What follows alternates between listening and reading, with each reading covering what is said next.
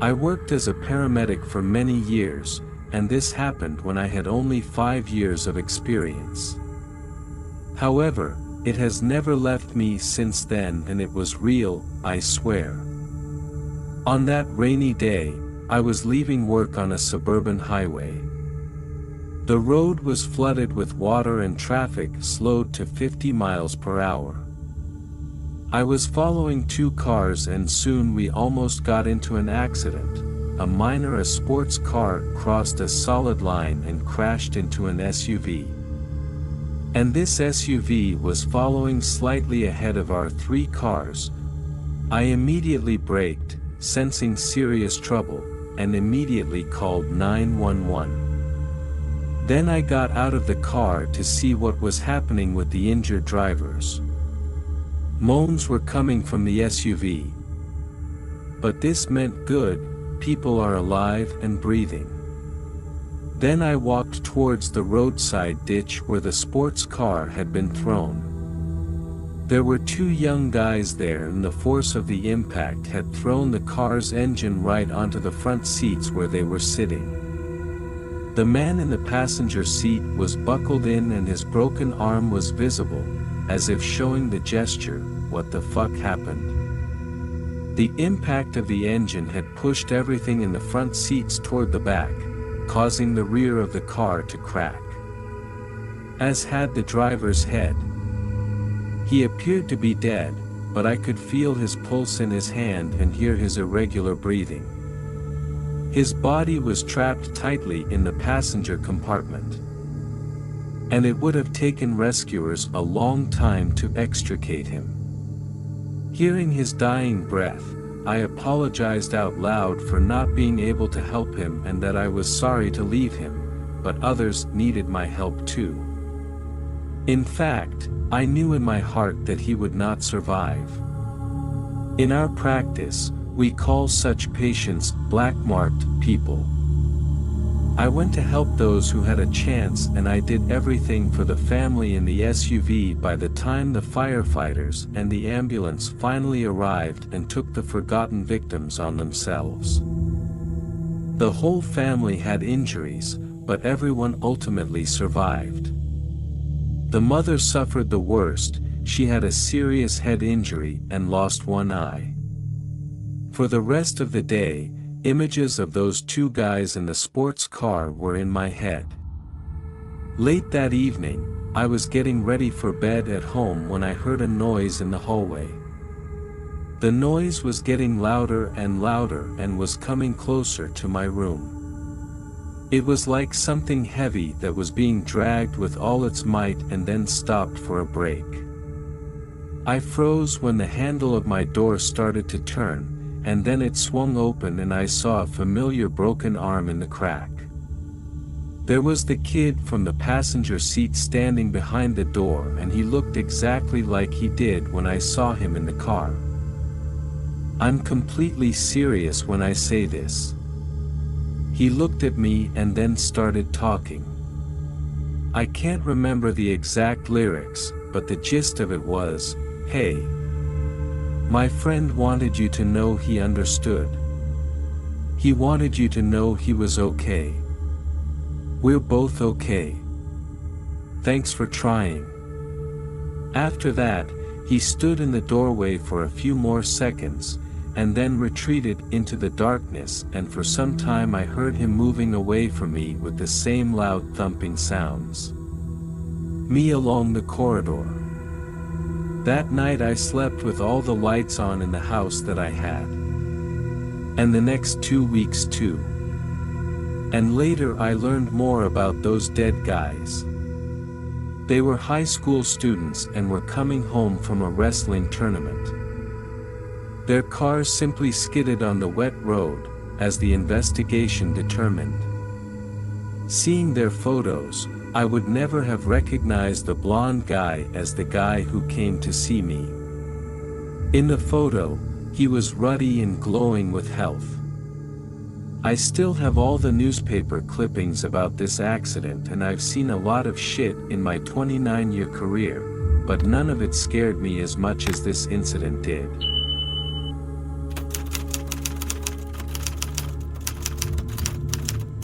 Life was quiet and measured in a small town in Idaho. Jeanette Caldwell MP, a 38-year-old mother of two, lived in an old house that she inherited from her grandmother. The house held the stories of several generations, and Jeanette always felt a special atmosphere in it, as if the walls of the house whispered memories of the past. On the night of the fire, one November evening, Jeanette, as usual, put the children to bed. The house was filled with coziness, the fire crackled in the fireplace, and the wind knocked on the windows. The woman finished her chores and went to bed, suspecting nothing. A strange sound woke her during the night, a dull knock, as if someone had hit a wooden door. Half asleep, Jeanette listened. The sound was repeated, and then a loud male voice was heard. "Jeanette, get up."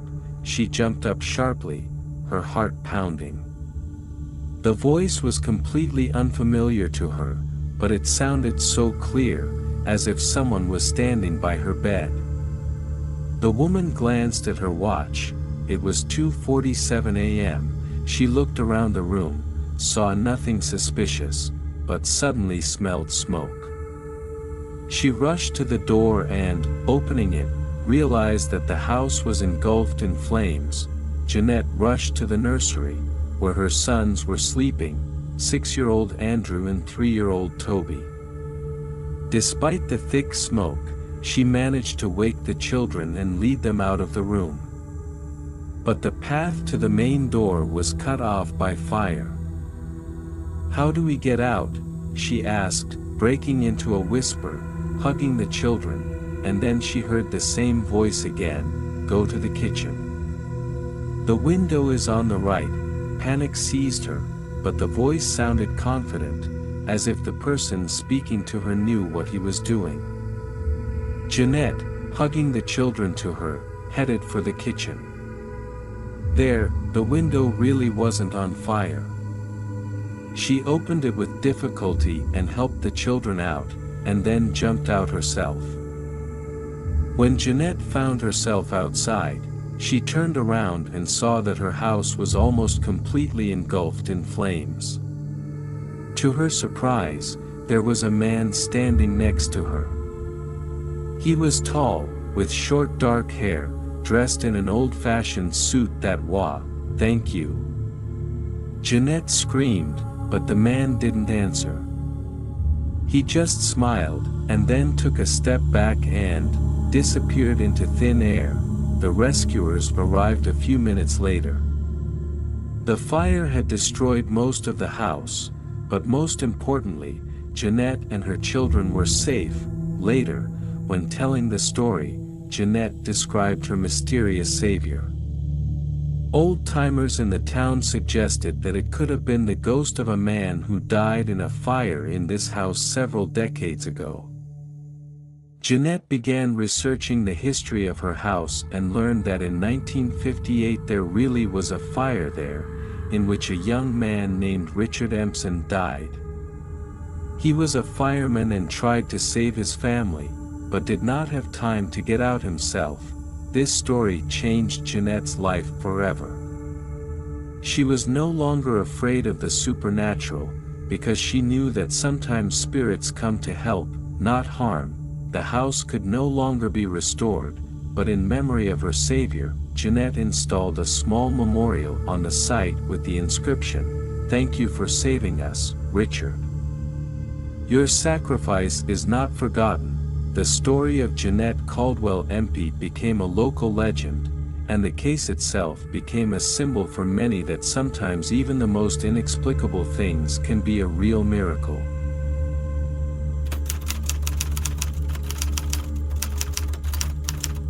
One such story, confirmed by many eyewitnesses, happened in the 1980s in Chicago, USA. In those years, a firefighter named Francis Levy worked in one of the fire stations of this city. He was a very friendly and smiling person who gave his all at work and was always ready to help others. On April 18, 1984, Levi was at his post at the fire station and, until there were any calls, was cleaning the windows in the building. As usual, he was smiling and joking with his colleagues, but suddenly he fell silent, the smile disappeared from his face and he became gloomy and sullen. Then he staggered, gasped for breath, and leaned his entire hand against the glass he was wiping. The other firefighters thought he was sick or having a panic attack and rushed to his aid. But when they were close, they heard Levi saying things that might have seemed like the delirium of a sick person. And he was saying that right now he had a terrible, persistent feeling that today he would die. In fact, it was precisely as an attack of some kind of mental disorder that his colleagues explained these words then, and soon after that the entire team went to the call at Captain Hall, a large 4-story building on the other side of the city. Little did anyone know that this day would truly be ominous and deadly, not only for Levi, but for the entire team. When the team arrived at the fire and began to extinguish the flames, the firefighters quickly realized that the fire was spreading in some abnormal way. According to the firefighters, the flames were jumping from one place to another as if they were a liquid flammable substance, and they could suddenly literally jump from one place to another, as if they were something alive or controlled. Because of this, the fire quickly grew to enormous proportions, engulfing the entire building, and the firefighters were unable to reduce the flames. They had no breathing apparatus and the firefighters began to suffocate in the fire. At the same time, the roof of the building began to sag and the walls of the building began to collapse. Suddenly, a large outer wall collapsed, killing 9 firefighters under its rubble. Apart from them, only one other person died in this fire that day, a random civilian. It was one of the worst city fires in the city's history, and it was later discovered that the fire was caused by a deliberate arson by the owner of the store on the ground floor in an attempt to collect insurance. The reason the fire spread abnormally was what alcohol spilled everywhere. The store owner was convicted of setting the fire that killed the people. But that certainly didn't bring the firefighters back to life, including Francis Levy, who left behind a wife and 2 children. It was all very tragic, but the next day it got even stranger. One of the firefighters at that very depot noticed a strange stain on the window, and when he came closer, he saw that it was a human palm print. It looked as if the print had been left by a hand heavily smeared with soot and smoke. The firefighter didn't like this dirty stain and decided to wash it off. However, the print did not succumb to an ordinary rag with water, nor did it succumb to more durable window cleaning products. Later they tried to scrape it off with knives and even invited professional cleaners with their caustic agents to remove the imprint. But this was also useless. One day, one of those firemen who had been on the same brigade as Levy and had miraculously survived the terrible tragedy in Captain Hall came to the window, having heard about the strange stain. And he said that this was the very window that Francis Levy had been cleaning when he predicted his own death. And that this was his own handprint, because he had leaned his hand on the window. After this, the strange print was considered a ghostly message from Levy and was carefully preserved as a relic. Over the next 20 years, the ghostly palm attracted crowds of people and legends about it circulated throughout the city. According to rumors, there is another photo with him, but it is not available on the internet. By a strange coincidence, exactly 20 years after that tragedy, on April 18, 2004, the glass along with the handprint was accidentally smashed to pieces by a newsboy. He was throwing a rolled-up bag of newspapers towards the door of the fire station, but missed and hit the window. Nowadays, this whole story with a ghostly imprint has turned into an urban legend and many do not believe in its reality. However, there are many people who assure that all this is the true truth. Among them are the descendants of another firefighter. This is all very real. I was investigating the Captain Hall fire. My great-grandfather was one of the firefighters who died in that fire along with Francis Levy. There is a photo of Levy himself on page 2 of the Chicago Tribune in the April 19, 1984 issue, and there is a photo of that very print. It was published in the January 1999 issue of the magazine, Fire Magazine. Also, along with other fallen firefighters, Levi's name is listed on the Chicago Firefighters Memorial and on a plaque at the Firefighters Academy, one of them said.